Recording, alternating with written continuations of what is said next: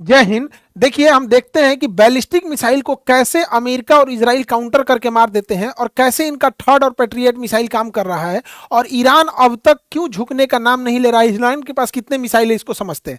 देखिए, ये जो रडार आते हैं सब, ये बहुत महंगे रडार होते हैं सब।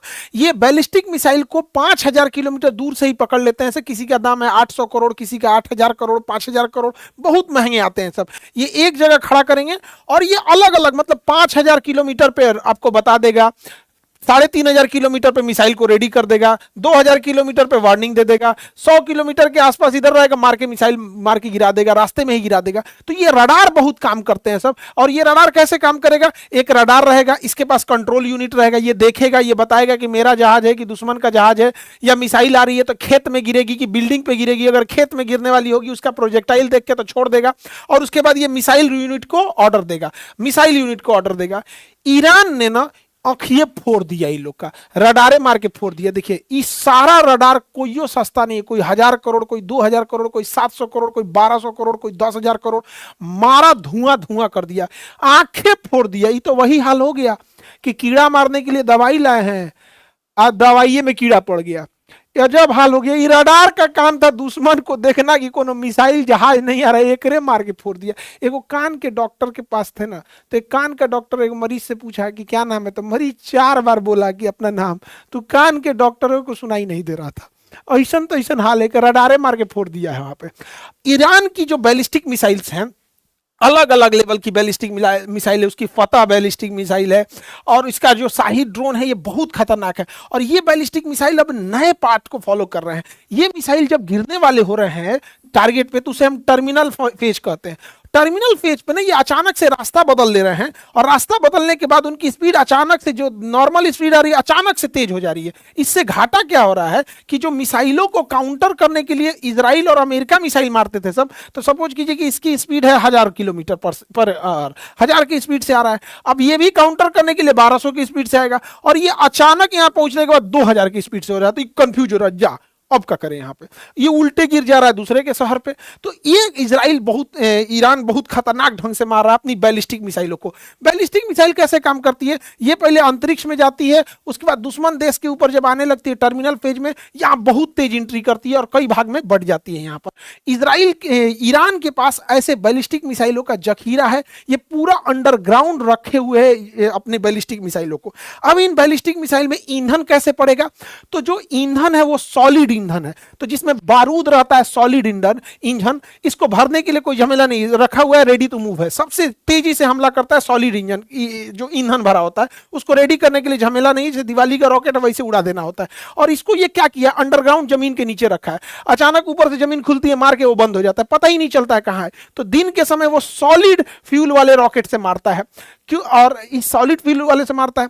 रात के समय वो लिक्विड फ्यूल का यूज करता है। लिक्विड फ्यूल में क्या है ना कि पहले उसमें फ्यूल भरना होता है, फिर उसमें ऑक्सीडाइजर भरना होता है, तो इसमें 2-3 घंटे का टाइम लग जाता है, और उसके बाद उसको मारते हैं। अब इसमें एक समस्या क्या है कि जब हम इसे किसी मोबाइल लॉन्चर से या किसी ट्रक से ले जाके और जगह पे मारेंगे ना, तो इजराइल के पास और अमेरिका के पास एयर सुपीरियरिटी है।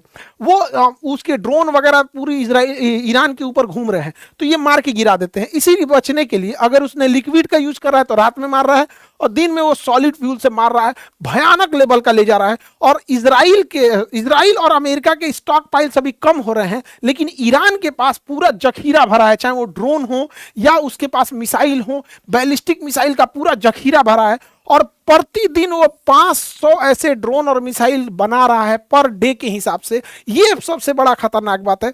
और ईरान के पास सबसे जबरदस्त जो है वो क्लस्टर मिसाइल आ गया है। क्लस्टर मिसाइल क्या होता है? वो सिंगल मिसाइल होता है, लेकिन उसके अंदर छोटे छोटे बम भरे होते हैं। जब ये जाता है क्लस्टर मिसाइल दुश्मन की टेरिटरी में पहुंचता है, तो इसका आउटर केसिंग खुल जाता है और छोटे छोटे भाग में बहुत ज्यादा बढ़ जाता है। अब ये तुरंत भी फट सकते हैं, 2 दिन बाद भी फट सकते हैं, 2 साल बाद भी फट सकते हैं। ये बहुत खतरनाक होता है। अमेरिका और इजराइल की यही कमजोरी है। हम 1 साल पहले भी बोले थे क्लस्टर बम इनकी कमजोरी है, लेकिन इन पर उन्होंने बैन लगा रखा है। लेकिन यह टेक्नोलॉजी रूस और चाइना से लेके ईरान इनके ऊपर हमला कर रहा है क्लस्टर मिसाइल से। इतना ही नहीं, जिस बिल्डिंग में अमेरिका के राजदूत रुके थे सब, जिसके उसके कमांडर रुके थे सब, किस फ्लोर पे रुके थे सब, ये भी जानकारी ईरान के पास थी। और ठीक उसी फ्लोर पे जाके हमला हुआ है और मरे हैं सब अमेरिका के कमांडर सब। ये सारी जानकारी रूस प्रोवाइड कर रहा है, क्योंकि इससे पहले ही उन लोग के अंदर ये जो कॉम्प्रिहेंसिव ट्रीटी हो चुका था। ईरान ने बहुत सारे ड्रोन दिए थे रूस को, और रूस पिछले 3 साल से इन ड्रोन से, शाही ड्रोनों के कॉपी करके खुद का ही बनाया और यूक्रेन के ऊपर मार रहा है। तो रूस को बहुत अनुभव है कि मिसाइल, इन ड्रोनों की क्या कमजोरी है, इन ड्रोन को सही इस्तेमाल कैसे किया जा सकता है। लेकिन जब दोनों में समझौता हुआ था तो ईरान ने कहा था कि हम ड्रोन जरूर देंगे आपको, बदले में आप हमें क्लस्टर और मिसाइलों की टेक्नोलॉजी के साथ में हमारे ड्रोन का जो यहाँ इस्तेमाल कर रहे हैं उसका डेटा भी दीजिएगा कि कहाँ स्पीड बढ़ाने की जरूरत है, ठंडे मौसम में काम कर रहा है कि नहीं, गर्म मौसम में काम कर रहा है। तो पिछले 3 साल से रूस जो लड़ रहा था उसका पूरा अनुभव, ड्रोन का अनुभव ईरान के पास है। अमेरिका में ट्रंप पगलाया हुआ है व्हाइट हाउस में, इसके लिए दुआ किया जा रहा है, सब दुआ मांग रहा है। ट्रंप भाई तुमने ईरान को हल्के में ले लिया, क्योंकि इनकी जो पैट्रियट मिसाइल है जो ड्रोन को मार के गिरा रही है, मिसाइल को मार के गिरा रही है, 36 करोड़ की एक मिसाइल है। और इन मिसाइलों की संख्या भी एकदम कम हो गई है, क्योंकि यही मिसाइल इन्होंने यूक्रेन को दे रखा है पिछले 3 साल से इजराइल को दे रखा है गाजा से लड़ने के लिए। थर्ड मिसाइल है, इसकी भी संख्या कम हो गई है।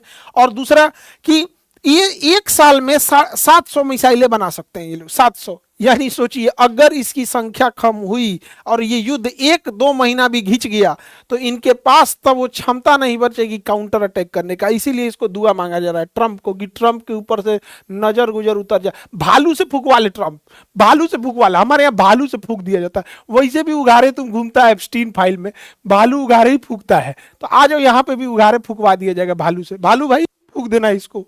हालांकि भारत और रूस के पहले से अच्छे संबंध है और ईरान से भी अच्छे संबंध है। हमने भी बहुत, हमारी कंपनी ने भी शेषनाग ड्रोन बनाया है जो सही ड्रोन से काफी बेहतर है। और हमारा आकाश तीर सिस्टम ये तो बहुत बेहतर एयर डिफेंस सिस्टम है। हमने ऑपरेशन सिंदूर के टाइम देखा था कि एक भी पाकिस्तानी ड्रोन, हालांकि तुर्की ने भी पाकिस्तान को ड्रोन दिया था तो भारत ने उन सारे ड्रोनों को न्यूट्रलाइज कर दिया था। अब देखिए ईरान जो है ना दिन प्रतिदिन एडवांस होते जा रहा है। ये दुनिया का सबसे एडवांस ड्रोन माना जाता है MQ-9 रीपर। ये MQ-9 रीपर जो ड्रोन है दुनिया का सबसे एडवांस ड्रोन माना जाता है। ये घंटों उड़ान बढ़ता है, सर्वेलांस करता है, मिसाइल मार देता है। यहाँ पे ईरान ने इन ड्रोनों को भी मार दिया है। मारने के अलावा बाकायदा राडार फोटो भी रिलीज किया कि देखिए हमने कैसे मार के गिराए हैं। और इसके बाद इसकी टेक्नोलॉजी ईरान अब दे देगा, या तो खुद बनाएगा या फिर रसिया और चाइना को भेज देगा यहाँ पे। और इतना ज्यादा उसी से कॉपी करके ईरान का भी ये हमलावर ड्रोन है। यही हमलावर ड्रोन जो है ये अमेरिकी की नौसेना पे हमला करने के लिए रेडी है। यही कारण है इन्हीं ड्रोनों के बचने के लिए अमेरिकी नौसेना का अब्राहम लिंकन वायुयान जो युद्धपोत है वो ईरान से 300 किलोमीटर दूर खड़ा है। और इसने अटैक करने की भी कोशिश भी किया था, हालांकि सफल नहीं हो पाया। और इतना ज्यादा ईरान का खौफ है कि ये लोग अपने 3 गो जहाज मार के गिरा दिए रडार पे, कहीं ईरान का नहीं ना, मारो जल्दी मारो, यहाँ पे मार के गिरा लिए सब। ईरान बचने के लिए क्या किया है, वो हेलीकॉप्टर ये नहीं है, ये गुब्बारा है बड़े साइज का, इसको भर दिया है गुब्बारा को और यहाँ लूनर बर्ग लेंस लगा दिया है। ये लूनर बर्ग लेंस किसी चीज को बहुत बड़ा करके दिखाता है और रडार को कंफ्यूज कर देता है तो ओरिजिनल दिखने लगता है। तो ये जहाज ओरिजिनल दिख रहा था हेलीकॉप्टर, इस पे मिसाइल मार दिया, सब करोड़ों का मिसाइल बर्बाद कर दिया। यहाँ इसने अपने फाइटर जहाजों की पेंटिंग बना रखी थी, इसने क्या किया उस पेंटिंग वाले जहाज पे मारा F-35 ले आके मिसाइल और पूरा जहाज उड़ा दिया, F-14 उड़ा दिया। ये सब पेंटिंग रखा हुआ है, चाहे जो भी हो। सोच रहा मारा एकदम सटीक, एकदम बीचे में मारा है, एकदम पेंटिंग है तो क्या हुआ, मारा एकदम बरियारे, एकदम बीचे में है। हालांकि ऐसा नहीं है कि सारे ही चीजें अमेरिका और इजराइल के मिस हो रहे हैं, अमेरिका और इजराइल ने मारा भी है। अमेरिका और इजराइल ने मिलकर इसके F-14 जो जहाज खुद 1970 के दशक में अमेरिका ने ईरान को दिया था। बाद उस समय अमेरिका और ईरान में दोस्ती थी, बाद में खमैनी के आने के बाद दोस्ती दुश्मनी में बदल गई थी। तो उस समय के ये F-14 जहाज उसके पास थे, उसको मार के इन्होंने गिरा दिया है। इसके अलावा एक बहुत पुराना ईरान का याक जहाज था जो ट्रेनर था, इसको मार के गिराया है इजराइल ने, दुनिया के सबसे आधुनिक जहाज F-35 से। मतलब समझिए क्या है, ट्रक से टेम्पू स्कूटर को कचार दिया। यहाँ पे युद्ध में ये सब चीज नहीं देखी जाती है, जिसके पास हथियार है वही जीतेगा, जिसके पास ताकत है। ईरान ने एक बघेरी एयरक्राफ्ट कैरियर बनाया था, ये कंटेनर जहाज था, इस पे ड्रोन और हेलीकॉप्टर के लिए गया था, इसको भी मार के डुबा दिया।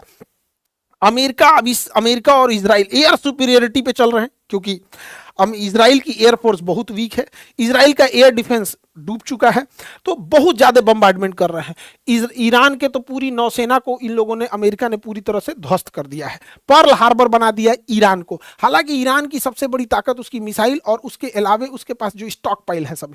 ईरान जो था अपने पड़ोसी देशों के ऑयल रिफाइनरी पे बम मार रहा था, अभी तेहरान में दुनिया की सबसे बड़ी ऑयल डिपो पर इजराइल और अमेरिका ने स्ट्राइक किया है और वहां लपटें पूरी आग की पूरी ऊपर तक फैल गई है। नालियों में जो नालियों में पेट्रोल बह रहा है ना, उसमें आग पकड़ लिया है, पूरा प्रदूषण हो गया है। अब कोई ठीक नहीं है कि ईरान अपने पेट्रोल का कुआं समुद्र में खोल देगा और पूरा समुद्र प्रदूषित होता है, कह देगा ईरान इजराइल ने तो मारा है, अमेरिका ने मारा है। तो ये भी होगा, इससे बहुत ज्यादा प्रदूषण होगा, पूरी समुद्र मेरीन लाइफ बर्बाद हो जाएगी। वायु प्रदूषण की तो धज्जी उड़ रखा है, पूरी दुनिया में भयानक तबाही आ रहा है। लेकिन हम लोग को दिवालिये से ढेर दिक्कत हो जाएगा। सोचो तो नहीं, दिमाग जरा के रख देता है सब। बताइए, पूरा युद्ध कर रहा है, इन सब को पर्यावरण की चिंता नहीं है। दिवाली हम तो मनाएंगे, हम अब ये बता दिए एकदम इजराइल तरह से बम मारेंगे अब दिवाली में, हम पूरा भयंकर 10 लाख पेड़ लगा देंगे उसके बदले में। हम अभी बोले हम 10 लाख पेड़ लगाएंगे, लेकिन विश्व शांति के लिए हम भी दिवाली में भयानक मारेंगे यहाँ। तो अमेरिका वगैरह सबको कुछ पर्यावरण और की चिंता नहीं है। लेकिन समझिए ध्यान से, इजराइल की इसके पीछे चाल क्या है। इजराइल जो है वो ईरान को काउंटर करने के लिए अमेरिकी नौसेना को यहां फंसा दिया है कि मारो तुम, अलग अलग जो अपने सैन्य अड्डा रखे वहां से ईरान को मारो। और इजरायली सेना टैंक लेकर रेडी है लेबनान पर कब्जा करने के लिए। लेबनान पर कब्जा करेगी, सीरिया पे भी आधा कब्जा कर ही लिया, तो गोलान हाइट वगैरह सब कब्जा कर लिया। क्योंकि इजराइल को ग्रेटर इजराइल बनना है, पूरा लेबनान कब्जा करना है, पूरा सीरिया, आधा इराक करना है, आधा सऊदी अरब कब्जा करेगा, यहां तक कब्जा करेगा। तो ये है ग्रेटर इजराइल। तो इजराइल ग्रेटर इजराइल की ओर बढ़ चुका है।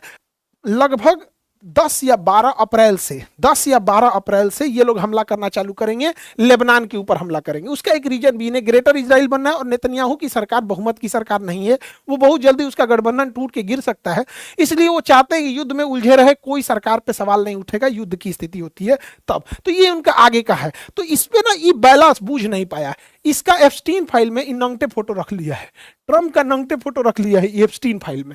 अभी ट्रम्पा पगला गया है, ए भाई क्यों दिखाइयो मत, पूरा हमारा इज्जत बर्बाद हो जाएगा। तो कहा कि हाफ पैंट वाला दिखा देते हैं, और उन नंगटे वाला रख लिया। अभी जहां जहां इजराइल बोल रहा है वहां वहां बम मार रहा है। इसका लड़ाई ईरान से था ही नहीं और उसको मारे फिर रहा है। और इधर इजराइल जो है वो लेबनान पे कब्जा करने को तैयार है। ये बात अमेरिकी भी समझ रहे हैं, इसलिए अमेरिका के संसद में ही इसका विरोध हो रहा है। अमेरिकी मरीन कमांडो ने पूरा विरोध किया कि क्यों ईरान में जा रहे हो, ये अमेरिका की लड़ाई नहीं है, ये इजराइल की लड़ाई है। तो इसको खींच के ले गया गया, इसका हाथ टूट गया। ईरान का अमेरिका का दोस्त स्पेन भी अमेरिका का साथ छोड़ दिया है। ब्रिटेन भी अपनी एयरवेस यूज करने नहीं दे रहा था, तो बाद में ट्रंप घुसिया गया तो कहा ठीक है भाई, B1 लेंसर जहाज के लिए यूज कर सकते हो। अमेरिका का कहना है, देखिए कितना बदतमीज इंसान है ये। अमेरिका कह रहा है कि खमेनी की तो हत्या मार दिया इसने, कहा कि अब इनका जो उत्तराधिकारी आएगा उसको चुनने का अधिकार अमेरिका को है। बताइए कितना बेशर्मी, माने किसी देश का उत्तराधिकारी अमेरिका चुनेगा। इसको क्या लगता था कि खमेनी को मार देंगे तो ईरान ध्वस्त हो जाएगा। वेनेजुएला समझो ईरान को, ईरान ने ऐसा नहीं करेगा। खमेनी अब इन्हें पहले से पता था कि अमेरिका ऐसा करेगा, इसलिए ये पहले से तैयार बैठे थे। तो खमेनी ने क्या किया था, एक बहुत खतरनाक डिवीजन बनाया था, decentralize mosaic defense, DMD, decentralize mosaic defense. जो इन्होंने बनाया था ये क्या था, इसका था कि ईरान को 31 टुकड़ों में इन्होंने तोड़ दिया था। 31 टुकड़ों में तोड़ दिया और कहा गया कि अगर तेहरान ध्वस्त भी हो जाता है, टॉप लीडरशिप मारी जाती है, प्रधानमंत्री, राष्ट्रपति, टॉप लीडर, सेनापति मारे जाते हैं, तो उससे कोई मतलब नहीं है। 31 का 31 DMD ब्रिगेड जो है उसके पास अपना मिसाइल है, अपना ड्रोन है, अपने जहाज हैं, अपनी सेना है, वो सब मारेगी 3100। इसलिए ईरान की टॉप लीडरशिप ढह चुकी है। लेकिन जो 31 के 31 जो डिसेंट्रलाइज मोजेक डिफेंस थी, DMD थी, वो अंधाधुन मार रही है। जिसको कुवैत मिल रहा है यहां से कुवैत को मार रहा है, जिसको UAE मिल रहा है वो UAE मार रहा है, कतर मार रहा है, बहरेन मार रहा है, इरिया, तुर्कमेनिस्तान, जहां मन, अजरबैजान, जहां मन वहां मार रहा है सब। अब ईरान पगला गया एकदम, जहां मन वहां मार रहा है, क्योंकि टॉप लीडरशिप खत्म हो चुकी है। और DMD को बनाया ही गया था कि अगर टॉप लीडरशिप खत्म हो गई तो तुम लोग अंधाधुन मारना। और इसकी 31 ब्रिगेड तैयार है, ईरान के अंदर बैठी है। ईरान के पास सबसे खतरनाक चीज क्या है, उसके पास छोटे साइज की पनडुब्बी है। ये बहुत बड़ी पनडुब्बी नहीं है, इसमें 10-15 आदमी ही अट पाते, बहुत छोटी पनडुब्बी है। लेकिन जो हार्मुज जल संधि है वहां का उथला पानी है, वहां बड़ी जहाजें नहीं आ सकती हैं और ना ही बड़ी पनडुब्बी आ पाएगी, क्योंकि चट्टान है। ये चट्टानों के पीछे छुप जाएंगे सब, और ये जब अमेरिकी नौसेना पास आएगी तो उसे मारेंगे सब। इसके अलावा ईरान के पास एक मच्छर ब्रिगेड है। अब ये मच्छर ब्रिगेड क्या है, तो छोटे छोटे लेकिन बहुत तेज गति से चलने वाले इसके पास 15,000 से ज्यादा जहाजें हैं, पानी वाली जहाजें, बहुत छोटी है। इसका आकार जो है वो एक बस के आकार का है और उतने ही लंबाई में है, ट्रैक्टर बराबर होगी यहाँ पे। लेकिन इतनी तेज स्पीड है, इतनी तेज स्पीड है कि इसको मारना बड़ा मुश्किल हो जाता है। और वैसे भी पानी समुद्र में निशाना लगाना बड़ा मुश्किल होता है कि समुद्र ऊपर नीचे हो रहा होता है और जिसपे आपकी जहाज है वो भी डिसबैलेंस हो रही होती है। तो इनका क्या है कि ये लोग उसको एज एक साथ 200-400 छोड़ देंगे और उसपे से ये मिसाइल छोड़ देंगे। अब दुश्मन का जहाज कंफ्यूज हो जाएगा कि भैया इन मिसाइलों को मारे कि इन जहाज को मारे। ये मिसाइल भी गति कर रहा है, जहाज भी मूवमेंट कर रहा है, समुद्र भी मूवमेंट कर रहा है, तो कंफ्यूजन हो जाएगा। कोई ना कोई उस जहाज पे जाके लग जाएगा, अगर नहीं लगा तो ये कामाकाजी होंगे, ले जाके अपने आप को उसमें लड़ा देंगे और ये खत्म हो जाएगा। यही वजह है कि अभी तक न इजराइल न अमेरिका की नेवी आगे आई है इस चीज को खत्म करने के लिए, क्योंकि इनके पास मच्छर ब्रिगेड है। ईरान को तबाह करने के लिए अमेरिका सबसे घटिया और नीच काम करने जा रहा है। वह ईरान के ऊपर के कुर्द लोगों को, कुर्द एक कबीला है वहां पर, उन लोगों को इजराइल और अमेरिका हथियार दे रहे हैं और पैसा दे रहे हैं। और पूरी ये जितनी गाड़ियां हैं, देखिए ट्रक, व्हीकल्स, इम्यूनिशंस, फ्यूल, हथियार, पैसा, इंटेलिजेंस, सीआईए पूरी मदद कर रही है इन लोग की, मोसाद पूरी मदद कर रहा है और इन लोगों को अपने हथियार गोदामों में भरे हथियार को पूरा सप्लाई किया जा रहा है। कि ऊपर कुर्द, इन कुर्द को सीरिया से लाया जा रहा है ईरान के पास, क्योंकि सीरिया में सरकार गिरा दिए हैं सब, ये सब इराक में सरकार गिरा दिए हैं सब, तो अब ये कुर्द कहाँ चले गए हैं? इराक के कोना पे। अब यहां से पूरे ईरान में ये फैल जाएंगे सब और पूरा आतंक मचा देंगे सब। अभी आपको नया आतंकवाद सुनने को मिलेगा, कुर्दिश टेररिस्ट। अभी बताइए, आतंकवादी गलत है सब, लेकिन आतंकवादियों के हाथ में जो बंदूक है वो बंदूक बनाने वाला अमेरिका गलत नहीं है। आतंकवादी गलत है सब, लेकिन आतंकवादियों के पास से हथियार जो अमेरिका है वो गलत नहीं। अमेरिका का हथियार कैसे चलाया आतंकवादियों के पास?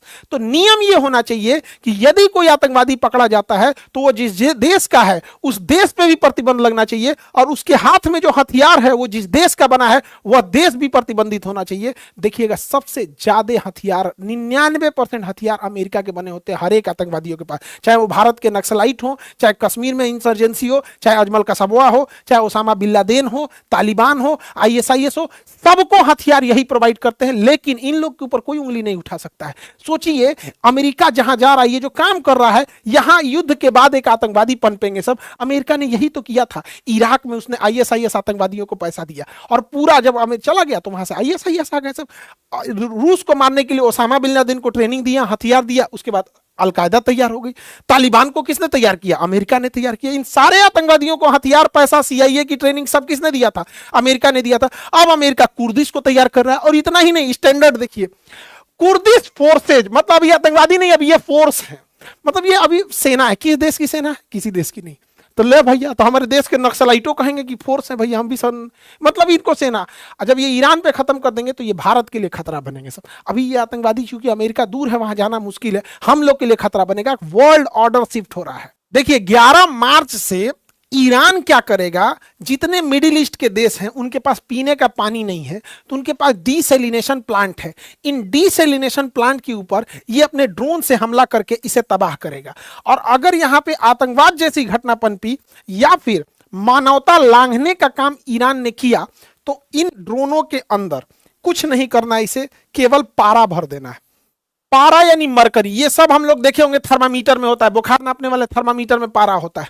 अगर ये पारा पानी में मिल गया तो पानी जैसे हम पिएंगे या वो पानी खेत में जाएगा, पेड़ पौधे उसे सोखेंगे, उससे सब्जी या फल बनेगा, उसे जैसे हम खाएंगे तो वो पारा हमारे ब्लड के थ्रू ब्रेन में चला जाएगा और हमें एक बीमारी हो जाएगी, मिनीमाता बीमारी। जापान में गलती से पारा के रिसाव से बहुत भयानक फैला हुआ था और पूरे शरीर में लकवा मार देता, हिलता ही नहीं, पैरालाइसिस हो जाता है पूरा शरीर, दिमाग काम नहीं करेगा यहाँ पे।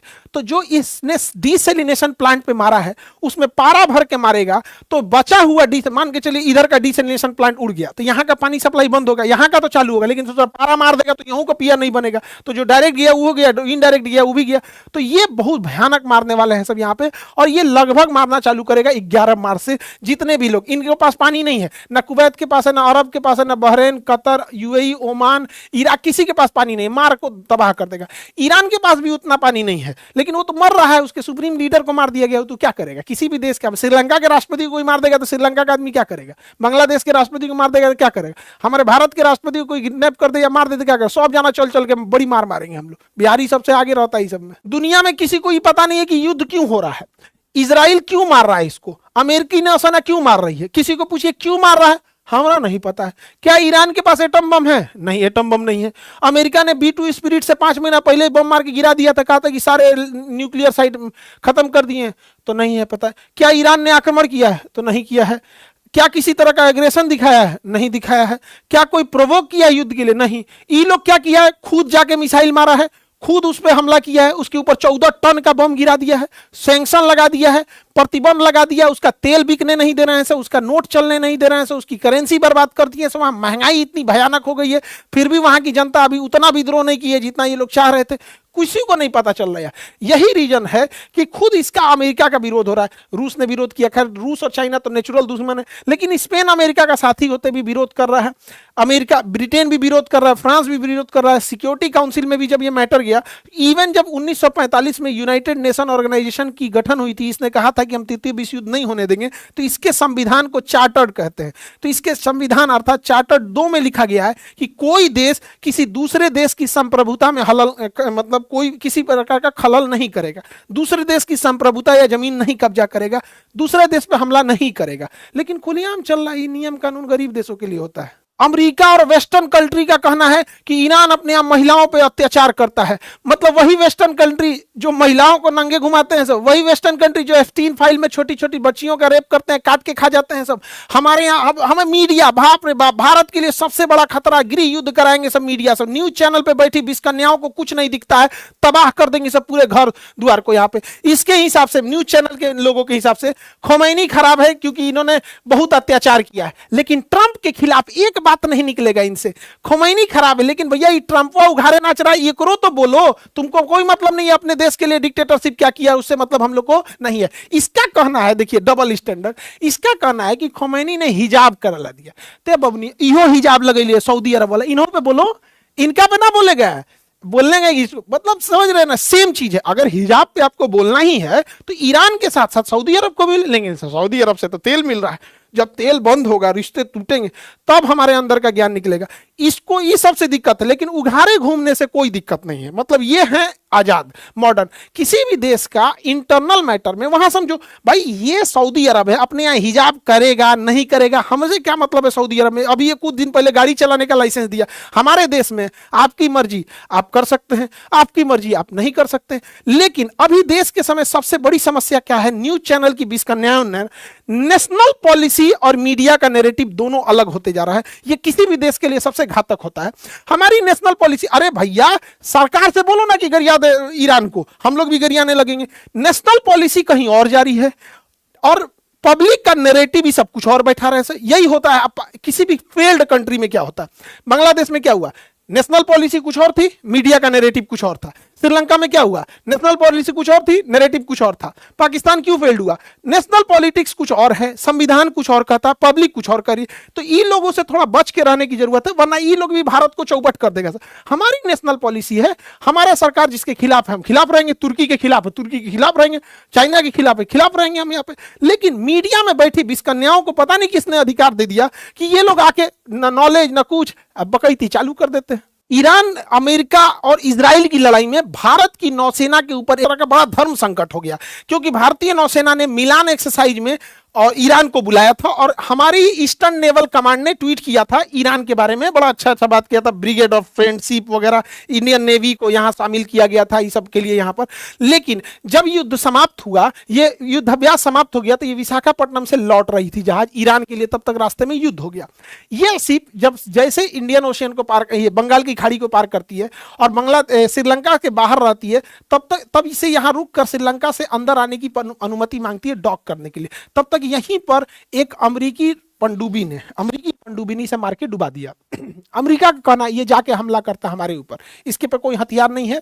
नियम होता है कि कोई भी युद्ध अभ्यास के लिए आया तो उस पर हथियार नहीं होगा, तो हथियार नहीं हो गया, यहाँ डुबा गया। ये भारत को ह्यूमिलिएट करने के लिए कि आपके तट के पास हमने डुबाया है, और भारतीय नौसेना के पास इसका डिस्ट्रेस सिग्नल पहुंचा गया। तो भारतीय नौसेना से पहले श्रीलंका की नौसेना पहुंची जब देना जहाज डूबा था। तो ये भारत को अमेरिका हमेशा ह्यूमिलिएट करता है, हमेशा कुछ ना कुछ बोलता है।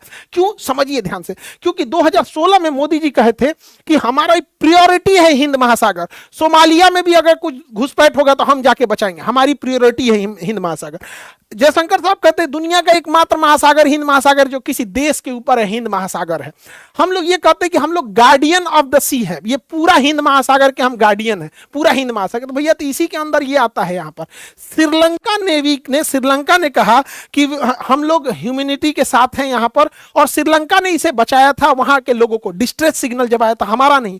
अब आप सोचिए कि हिंद महासागर में अगर कोई जहाज डूब रहा है तो रेड क्रॉस और इंटरनेशनल रूल है कि अगर कोई जहाज युद्ध में डूब रहा है या कोई सैनिक घायल है तो उसे कोई भी देश बचाएगा। तो अब बताइए हिंद महासागर में श्रीलंका पहले पहुंच रहा है हम लोग से। अच्छा, अगर श्रीलंका है तो हमने ही तो बोला है कि ये गार्डियन ऑफ द सी हम लोग हैं, ये प्रभाव दिखाता है। हमें नहीं मतलब है कि उसके बचाने से होगा या कुछ होगा।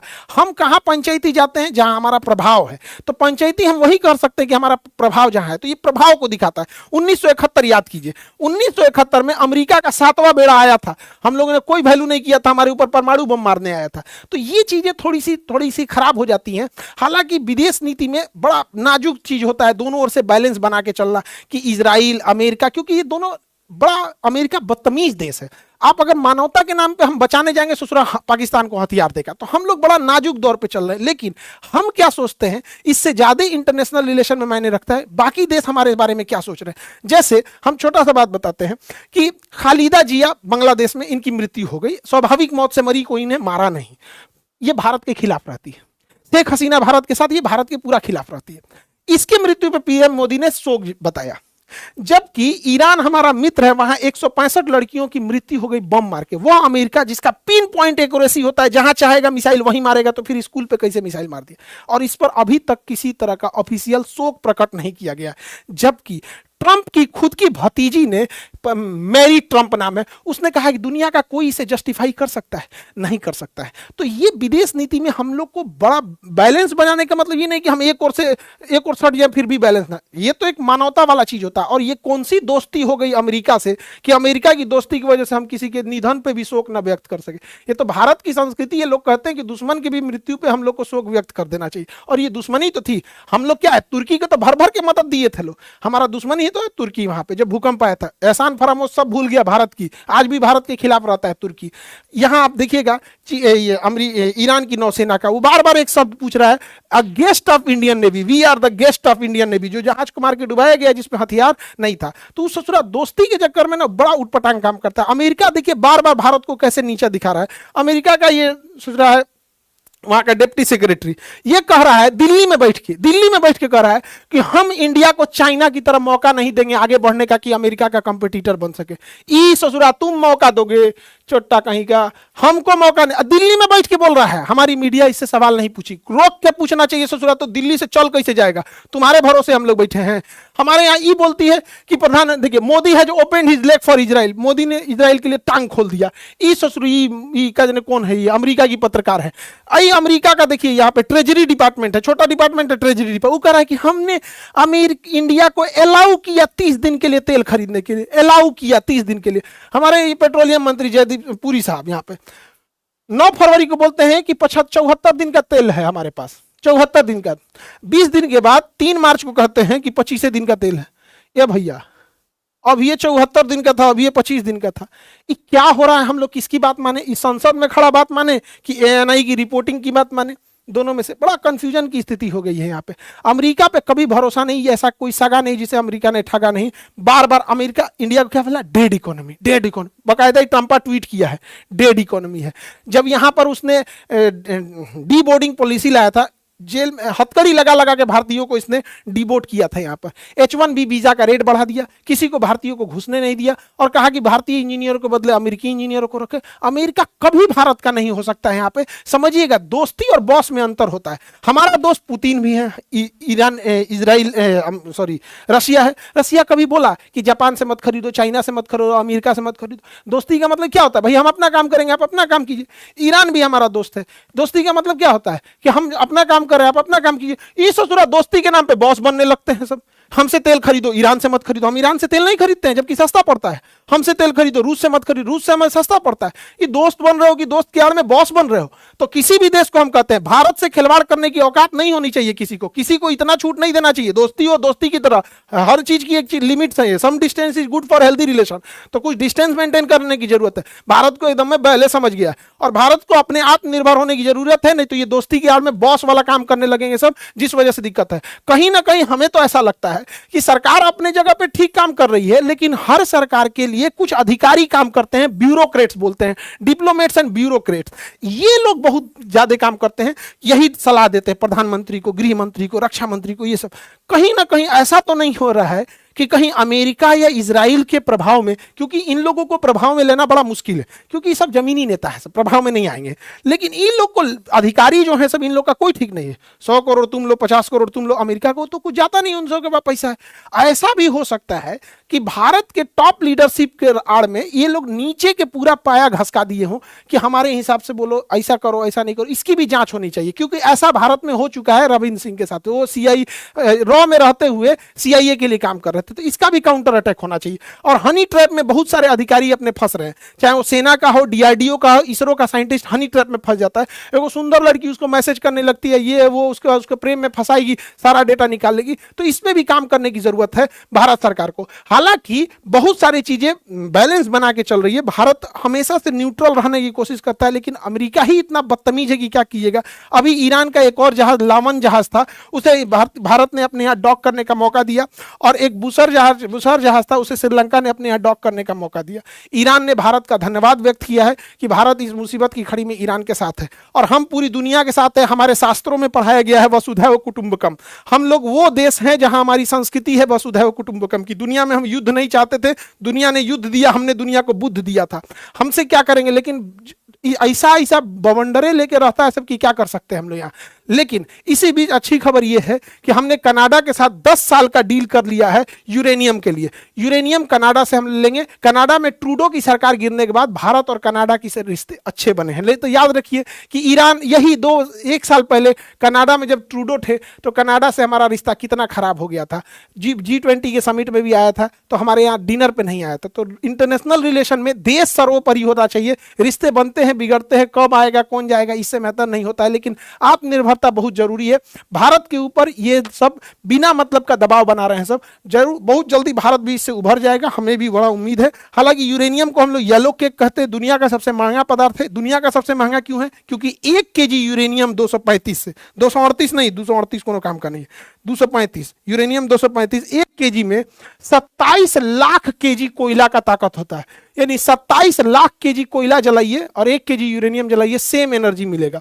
27 लाख इतना है। तो इसीलिए यूरेनियम दुनिया का सबसे महंगा पदार्थ है। हम लोग ने कनाडा के साथ इसका डील कर लिया है। जो बैचेज हैं आपके, ज्योग्राफी हो गया, वर्ल्ड मैप हो गया, फिजिक्स हो गया, सब 7 अप्रैल, 9 अप्रैल, 14 अप्रैल। बिना मैप पढ़े तो आपको GS बुझाने वाला नहीं है, वरना मैप में अमेरिका की दर, फिलीपीन की दर, फिलिस्तीन की दर पगलाते रहेंगे। तो ये सारे बैचेज आप लोग को बता दिए इन्फॉर्मेशन। बिहार दरोगा का भी बैचेज, UPSC बोरिंग रोड और मुसल्लापुर रोड, और ऑनलाइन वाले बैच में भी UPSC स्टार्ट हो गया है। बहुत जल्दी आपको जो अपने क्लास से UPSC में सेलेक्ट हुए उन लोग से आपको मिलवाते हैं। और सबसे जरूरी नीट जेई वाले बच्चे, नीट वाले बच्चे और जेई वाले बच्चे, इस बार और बेहतर रिजल्ट देना है, चाहे आप 12th में, 11th में हो, 12th में हो या ड्रॉपर हो। नीट जेई 11, 12 और ड्रॉपर वाले batch, English medium, Hindi medium, सारे बैच अब स्टार्ट हो गए हैं आप लोग के लिए। आप लोग इस पे भी आप अपने हिसाब से, अपने जरूरत के हिसाब से इनरोल हो जाएंगे। आई होप आपको सब टॉपिक समझ में आया होगा। नेक्स्ट टॉपिक में हम बता देंगे कि कौन कौन से हथियार इजराइल, अमेरिका और ईरान युद्ध में यूज कर रहे हैं और कैसे, कौन कौन से हथियार कितने ज्यादा खतरनाक है। मिलेंगे नेक्स्ट क्लास में।